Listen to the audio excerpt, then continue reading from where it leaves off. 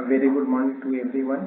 जैसा कि हम लोग पिछले क्लास में हम लोग यहाँ तक पढ़े थे, वाटर जैकेट के बारे में पढ़े थे, कनेक्टिंग रॉड के बारे में पढ़ लिए थे। ठीक है, एंड आई होप आप लोग को हर पॉइंट अच्छे से क्लियर होगा, आप हर पॉइंट को अच्छे से कंसेप्ट को समझे होंगे। हाँ, क्योंकि इन सब थ्योरी के बीच में से, इन सब कंसेप्ट के बीच से है ना क्वेश्चन एराइज होता है कॉम्पिटिटिव एग्जाम में। इसलिए आप हर वीडियो को अच्छे से देखिए, हर पॉइंट को अच्छे से नोट डाउन कीजिए। इसमें काफ़ी सारे इंपॉर्टेंट पॉइंट्स हैं जो कि कॉम्पिटिटिव एग्जाम में पूछे जाते हैं। तो आप लोग इसे काफ़ी सीरियसली देखिए, तभी एग्जाम के क्वेश्चन कर पाएंगे। ठीक है, चलिए आज के सेशन में आगे मूव ऑन करते हैं। हम लोग कनेक्टिंग रॉड के बारे में ऑलरेडी जान चुके थे कि कनेक्टिंग रॉड आपका बेसिकली क्या करता है कि इंटर कनेक्ट करता है, पिस्टन और क्रैंक को कनेक्ट करता है। ठीक है, connecting rod basically reciprocating motion of the, जो पिस्टन का रेसिप्रोकेटिंग मोशन होता है वो रोटेटरी मोशन, पिस्टन के रेसिप्रोकेटिंग मोशन को रोटेटरी मोशन ट्रांसफॉर्म करता है, रेसिप्रोकेटिंग मोशन को रोटेटरी मोशन के फॉर्म में ट्रांसफॉर्म करता है ये कनेक्टिंग रॉड का। इसलिए यहाँ पे लिखा transform the reciprocating motion of the piston to rotatory motion of the crank shaft. मतलब रेसिप्रोकेटिंग, देखिए पिस्टन के बारे में आपको ऑलरेडी बताया था, इसका जो रेसिप्रोकेशन होता है वो कनेक्टिंग रेसिप्रोकेशन होता है। तो इससे जो पावर का ट्रांसमिशन होता है कनेक्टिंग रॉड को, वो rotatory motion of the crank shaft, rotatory motion of the crank shaft होता है, rotatory motion of the crank shaft के फॉर्म में आपका ट्रांसमिट हो जाता है। ठीक है, तो आगे चलिए। इसका जो कनेक्टिंग रॉड का होता है, इसका दो एंड होता है, एक स्मॉल एंड होता है, एक बिग एंड होता है। इस वाले पोर्शन को बोलते हैं स्मॉल एंड, और इस वाले पोर्शन को बोलते हैं बिग एंड। इस वाले ये वाला जो पिन होता है, ये वाला जो पार्ट होता है स्मॉल एंड का पार्ट जो होता है वो गजन पिन के थ्रू ज्वाइंटेड होता है।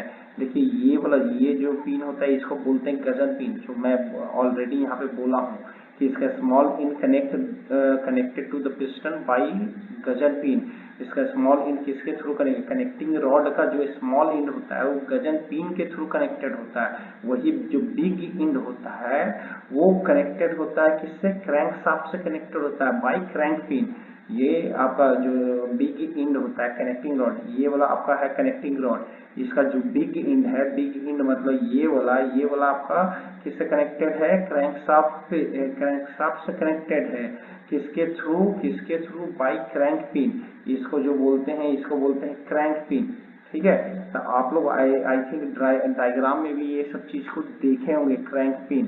ठीक है, तो आई थिंक आप लोग ये सब पॉइंट को अच्छे से समझे होंगे। चलिए आगे मूव ऑन करते हैं। तो यहाँ तक हम लोग देख लिए थे। अब देखिए यहाँ पे क्रैंक और क्रैंक शाफ्ट के बारे में हम लोग जानते हैं। तो क्रैंक क्या है, क्रैंक आपका एक रोटेटिंग मेंबर है कि जो रिसीव पावर, जिसको पावर मिलता है किससे, कनेक्टिंग रॉड से, एंड ट्रांसमिट, ये क्या करता है, ट्रांसमिट कर देता है किसको, क्रैंक शाफ्ट पे। जैसे देखिए यहाँ पे जो आपका, अगर आप क्रैंक को यहाँ पे क्रैंक को कनेक्ट कर लीजिएगा, क्रैंक को इसी के फॉर्म में होता है क्रैंक को कनेक्ट कर दीजिएगा और इसको अगर रोटेट कीजिएगा, इसको इस तरह से रोटेट कीजिएगा, तो ये क्रैंक क्या करेगा, अपने पावर को क्रैंक शाफ्ट को ट्रांसमिट कर रहा है। ये क्रैंक शाफ्ट है, ये बेसिकली क्या है, ये क्रैंक शाफ्ट है।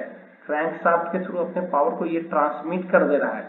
ठीक है, तो वही चीज यहाँ पे बोल रहा है कि क्रैंक आपका बेसिकली क्या है, रोटेटिंग मेंबर है जो कि अपने पावर को किसको ट्रांसमिट कर देता है, क्रैंक शाफ्ट को ट्रांसमिट कर देता है। किसकी मदद,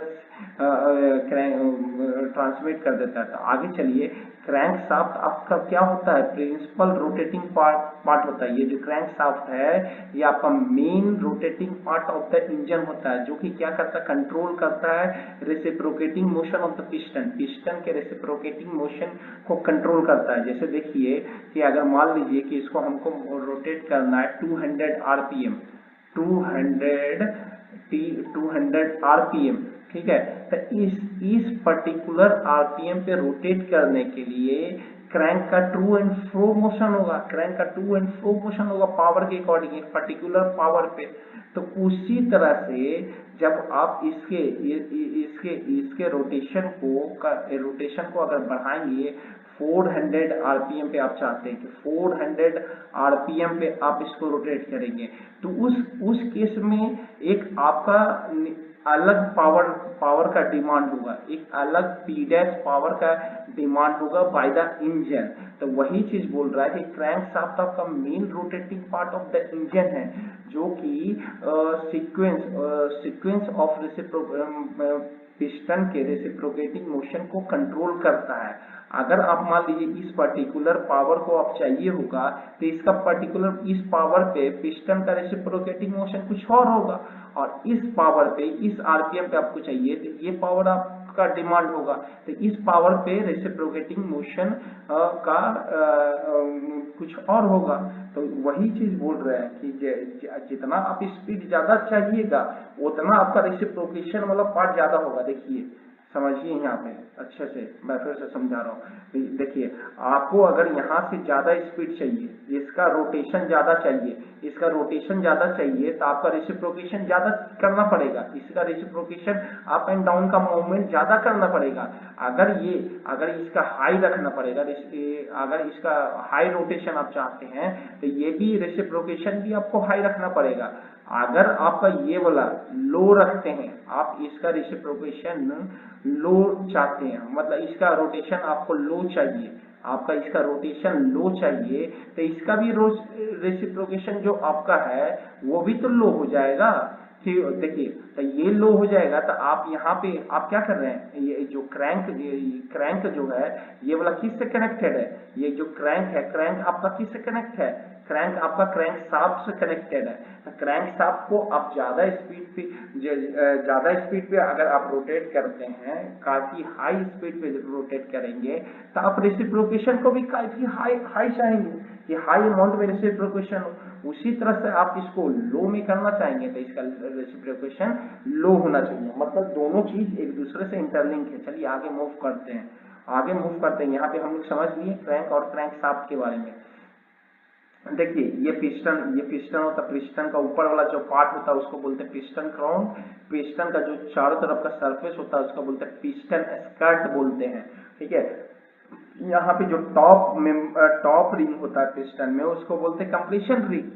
सेकेंड कंप्रेशन रिंग, बीच का जो रिंग होता है उसको बोलते हैं सेकेंड कंप्रेशन रिंग, और सबसे बॉटम का जो होता है उसको बोलते हैं ऑयल कंट्रोल रिंग। इससे ऑयल मिलता है पिस्टन पे, जिससे पिस्टन के सरफेस और सिलेंडर के सरफेस के बीच में स्मूथनेस बढ़ता है और स्मूथ ऑपरेशन होता है, मतलब स्मूथ रेसिप्रोकेशन होगा। देखिए यहाँ पे जो ये सिलेंडर का सरफेस है और ये पिस्टन का सरफेस एक दूसरे से टच है, तो इसमें ऑयलिंग होगा तब ना स्मूथ ऑपरेशन होगा, इसीलिए ऑयल रिंग एक देकर हम रखते हैं। इसको बोलते हैं रिस्ट पिन होता है यहाँ पे, और इसको यहाँ पे बोलते हैं स्नैप पिन बोलते हैं। फिर ये वाला पार्ट जो है इसको बोलते हैं कनेक्टिंग रॉड। ठीक है, कनेक्टिंग रॉड का देखिए कुछ डिफरेंट पार्ट है। कनेक्टिंग रॉड कैप, ये वाला जो पोर्शन है ये कैप है। फिर ये वाला आपका जो पोर्शन है ये यहाँ पे रॉड बोल्ट्स है, यहाँ पे देखिए ये वाला बोल्ट है। उसी तरह से इस साइड में भी आपको यहाँ पे बोल्ट मिलेगा, और ये बीच का पार्ट बियरिंग होता है। ठीक है, तो आई होप आप इस चीज को अच्छे से समझेंगे। तो आइए अब समझते हैं फ्लाईव्हील के बारे में। फ्लाईव्हील क्या है कि हैवी व्हील है, एक हैवी व्हील है जो कि किस पे माउंटेड होता है, क्रैंक शाफ्ट पे माउंटेड होता है। देखिए डायग्राम में मैं दिखाता हूँ कैसे माउंटेड है।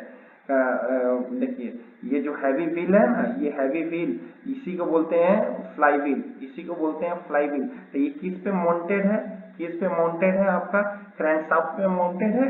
देखिए यहाँ पे क्रैंक शाफ्ट, ये वाला पोर्शन जो है ये क्रैंक शाफ्ट है। ठीक है, तो इस पे हैवी व्हील माउंटेड है। आइए और डायग्राम में ऊपर में देखते हैं।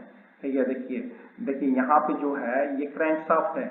यहाँ पे देखिए ये पोर्शन आपका क्या है, ये वाला पोर्शन आपका है क्रैंक शाफ्ट, ये वाला क्रैंक शाफ्ट है। देखिए ये वाला पोर्शन जो है क्रैंक शाफ्ट है। ठीक है, और इसमें एक हैवी व्हील लगा हुआ है जिसको हम लोग बोल रहे हैं फ्लाईव्हील। यही फ्लाईव्हील है। आप समझिए इसका फंक्शन को। फ्लाईव्हील के बारे में हम देख लिए डायग्राम में, अब इसके बारे में जानते हैं। बोल रहा है कि it absorbs the energy during the power stroke and releases during the non power stroke. तो देखिए 4 स्ट्रोक होता है, सक्शन होता है, फिर से बता रहा हूँ, कंप्रेशन होता है, एक्सपेंशन होता है। एक्सपेंशन मतलब इस पावर स्ट्रोक होता है, ये वाला आपका होता है पावर स्ट्रोक होता है, पावर एक्सपेंशन वाला में पावर स्ट्रोक होता है। और फोर्थ में होता है आपका एग्जॉस्ट प्रोसेस होता है। तो ये इस केस में आपको क्या करेगा, इस केस में आपको पावर मिलता है, इस केस में आपको हाई अमाउंट में पावर आपको मिलेगा। तो पावर किसके पास स्टोर हो जाएगा, फ्लाईव्हील के पास। ये फ्लाईव्हील के पास पावर स्टोर हो जाएगा और फ्लाईव्हील क्या करेगा, ड्यूरिंग द सक्शन, सक्शन को स्ट्रोक को चलाने के लिए पावर चाहिए, कंप्रेशन स्ट्रोक को चलाने के लिए पावर चाहिए और एग्जॉस्ट स्ट्रोक को चलाने के लिए पावर चाहिए। तो ये तीनों स्ट्रोक में क्या करेगा, पावर को सप्लाई करेगा। इसीलिए यहाँ पे लिखा है कि it absorbs the energy during the power stroke and releases during the non power stroke. ये reduces the torque and speed fluctuation. Flywheel का ये भी काम है कि जो फ्लक्चुएशन होता है ना स्पीड का जैसे इंजन में जो फ्लक्चुएशन होता है ना, तो उसको भी कंट्रोल करके रखता है फ्लाईव्हील।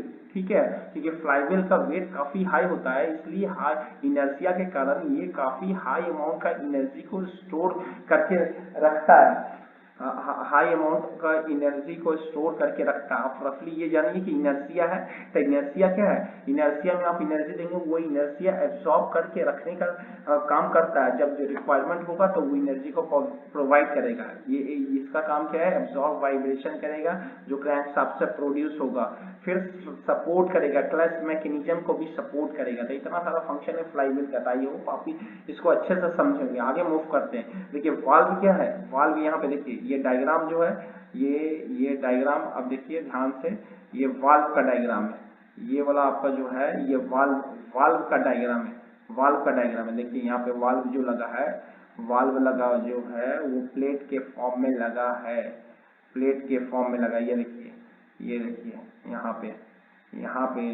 पे देखिए ये वाल्व को देखिए यहाँ पे, ये वाल्व, ये इनलेट वाल्व, एग्जॉस्ट वाल्व। तो ये इस तरह से लगा हुआ है। तो देखिए कुछ इस तरह का डिजाइन होता है वाल्व का, इस तरह का कुछ डिजाइन होता है वाल्व का। तो वही मैं यहाँ लिखा हूँ कि प्रोवाइड द सिलेंडर। ये वाल्व का क्या है कि सिलेंडर के टॉप पे प्रोवाइड होता है ताकि इससे फ्रेश एयर प्लस फ्यूल का मिक्सचर सिलेंडर में इनटेक हो सके और ड्यूरिंग जब उसका बर्निंग हो गया तो रिजेक्शन हो सके, बर्न गैसेस का आउट। ठीक है, तो और ये बेसिकली किससे ऑपरेट होता है, operated by cams and camshaft. Cam and camshaft के थ्रू ये ऑपरेटेड होता है। मैं ऑलरेडी ये अरेंजमेंट आपको दिखा चुका हूँ। देखिए यहाँ से फिर से मैं दिखा दे रहा हूँ एक बार। देखिए ये वाल्व है, ये वाल्व है इनटेक वाल्व और एग्जॉस्ट वाल्व। ये किससे कनेक्टेड है, कैम एंड कैमशाफ्ट। ये देखिए कैमशाफ्ट है, ठीक है, कैमशाफ्ट है और ये इसमें कैम कनेक्टेड है। यहाँ पे कैम कनेक्टेड है, यहाँ पे कैम कनेक्टेड है। ये बेसिकली है क्या, ये तो कैम ही है ना, ये कैम है, कैम है। अब कैम किस पे लगा हुआ, कैमशाफ्ट पे लगा हुआ। आई थिंक अच्छे से समझ गए होंगे आपको। तो थोड़ा सा और मूव करते हैं, जल्दी से इसको समझ के खत्म करते हैं। फिर उसके बाद इनटेक मैनिफोल्ड है। इनटेक मैनिफोल्ड क्या होता है, इनटेक मैनिफोल्ड जो होता है कनेक्टेड होता है ताकि इनटेक मैनिफोल्ड से एयर प्लस फ्यूल का जो मिक्सचर है इंजन में इंटर कर सके। उसी तरह से एग्जॉस्ट मैनिफोल्ड होता है जो आउटलेट, जो एग्जॉस्ट गैसेस जो इंजन में आफ्टर बर्निंग जो होते हैं वो बाहर जा सके। तो वो एग्जॉस्ट मैनिफोल्ड हो गया, इनटेक मैनिफोल्ड हो गया। मतलब इनटेक मैनिफोल्ड मतलब इनलेट वाल्व समझिए, एग्जॉस्ट मैनिफोल्ड में एग्जॉस्ट वाल्व समझ लीजिए। ये देखिए कुछ इस तरह से है। देखिए ये वाल्व है, ये मतलब पूरा पार्ट वाल्व है इस तरह का फॉर्म में। ये इनटेक वाल्व है और ये एग्जॉस्ट वाल्व है। ठीक है, तो ये वाला आपका इस तरह से होता है। तो उसी तरह से जब टू स्ट्रोक इंजन में रहेगा तो उसमें पोर्ट रहेगा, इनलेट पोर्ट और एग्जॉस्ट पोर्ट। देखिए यहाँ पे इनटेक पोर्ट है और यहाँ पे एग्जॉस्ट पोर्ट है। तो आई थिंक आप ये सब चीज को अच्छे से समझ गए होंगे।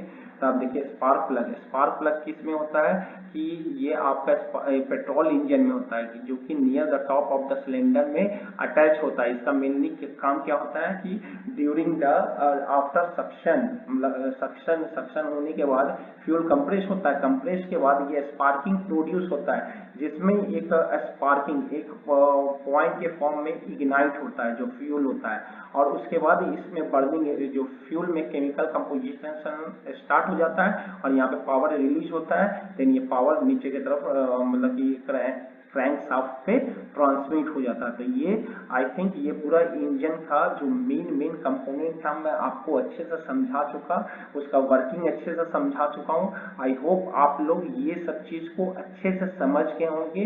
तो वीडियो को स्टार्ट से अंत तक देखिए, हर पॉइंट को नोट डाउन कीजिए। काफी सारे इंपॉर्टेंट कंसेप्ट मैं बताया हूँ, काफी सारा इंपॉर्टेंट पॉइंट बताया हूँ, वो सबको वो नोट डाउन कीजिए, क्योंकि ये सब उससे ऑब्जेक्टिव क्वेश्चन बहुत सारे बनेंगे जो एग्जाम में पूछे जाते हैं, कॉम्पिटिटिव एग्जाम में। और आपको एग्जाम में अगर लेआउट बनाने के लिए आएगा तो सिर्फ आप इसको बनाकर सारे इंजन के डिफरेंट पार्ट्स को डिस्क्राइब कर सकते हैं। तो आज तक के लिए बस इतना ही, तब तक के लिए थैंक यू सो मच।